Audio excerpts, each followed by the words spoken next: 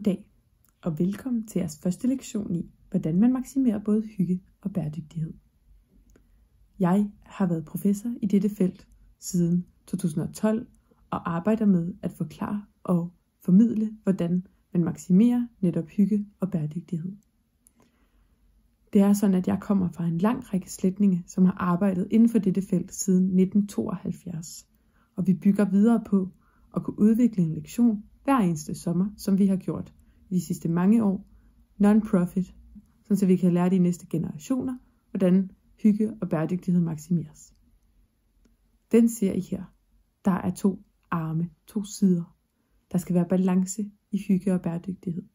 Og sådan som vi ser det, er der kun én måde at opnå dette på. Det er nemlig Roskilde Festival, RF24.